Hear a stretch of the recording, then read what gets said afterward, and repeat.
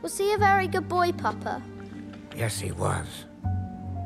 It's Sunday morning on you loved him CBS. very much? And here again is Jane Pauley. It's a new take on a children's classic. And behind the hard work bringing us this new Pinocchio, Tracy Smith tells us is a true labor of love. In a nondescript building in Portland, Oregon, a dream came true.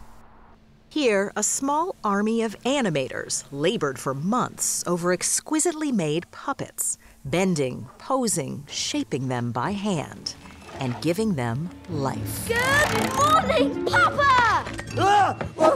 What is this? The new Netflix movie Pinocchio is the vision of Oscar-winning director Guillermo del Toro. Who are you? My name is Pinocchio. We want you to go to the cinema and see a handmade movie.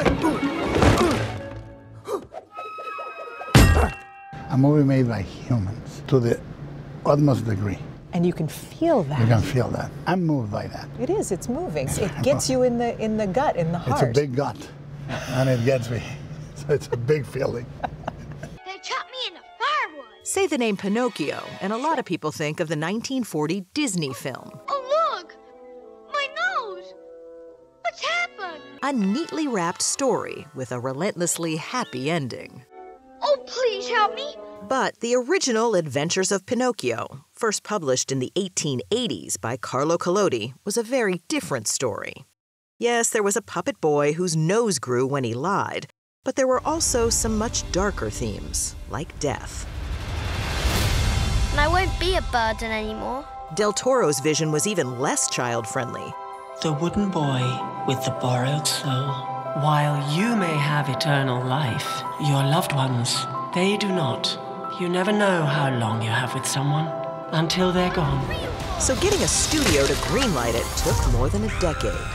You said that there's a lot of pain that went into this. What was Yeah. the most painful part? Well, either you make the movie the right way, or it's almost as good not to make it.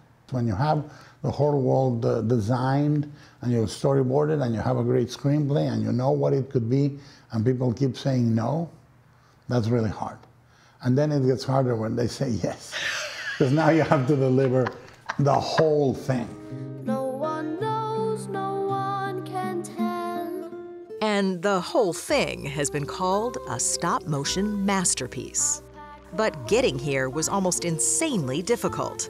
To create the smooth, human-like movements, the animators had to move the puppets a mind-bending 24 times for every second on film.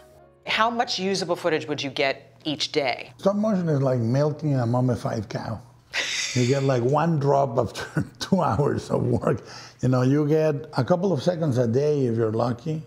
Of course, at only 2 seconds a day, it would take forever to make a feature film, so the filmmakers used more than one soundstage. A lot more. How many? 60, 6-0. 60 stages, 60 cameras, 60 sets, shooting at the same time. At the start of Del Toro's movie, Geppetto is the father of a living, breathing boy who dies tragically.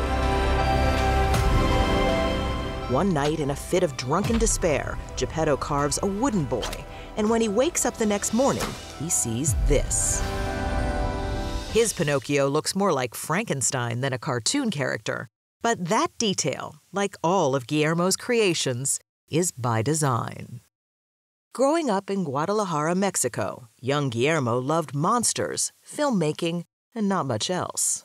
You said that you identify with Pinocchio because he was other than, didn't feel like part of the group, and that you felt that way as a kid. How so? Well, I was a boy growing up in Mexico, and everybody was very physical. Everybody was into sports. Everybody wanted to take walks in the forest, and I didn't. As you may evidently see, I'm not into sports even now, and I don't take walks in the forest. I will walk in a bookstore. But I was an introvert, and I was an observer. I always felt out of sorts with what everybody wanted me to be. Hola? He eventually found his niche as a director whose creations could be scary, like the 2006 film Pan's Labyrinth, ¿Sois vos? ¿Habéis regresado? No os asustéis, os lo ruego.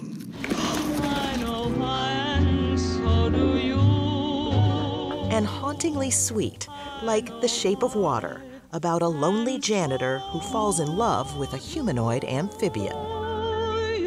The film was weird, wonderful, and a winner. Guillermo del Toro. It won the Best Picture Oscar, and Del Toro took home Best Director.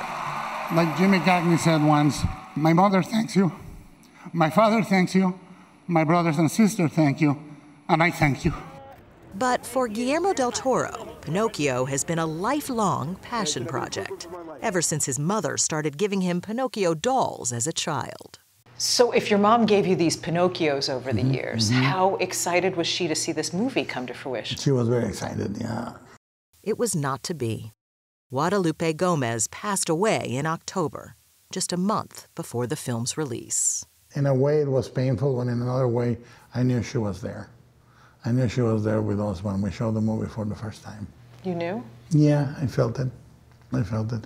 I was walking down a corridor and I was going to turn a corner, and I had the clarity she was going to be there. And I just had that certainty. She wasn't, but I felt it. Safe to say, she'd be proud. The Academy may be knocking again. Pinocchio's been talked about as a candidate not just for Best Animated Feature, but for Best Picture. I love it, I love it, I love it! And according to Del Toro, that's not much of a stretch. What is it? It's harder in many ways than live action. I remember Ginger Rogers said, I do the same thing than Fred, but backwards in high heels. And that's stop motion. We're doing the same thing than live action, just backwards and in high heels. And you could say the result is the same, a beautiful dance. When you give yourself a moment to step back and look at this, Yeah. after all that's gone into it, Yeah. what are you feeling? I go, my God, we were crazy. How the hell did I think we could do it? It's like you are 7 years old and you're playing with the most elaborate dollhouse in the world, and you do it one frame at a time. It's beautiful, and it's almost breathtaking. Does it take your breath away? Yes, that's why I'm wheezing.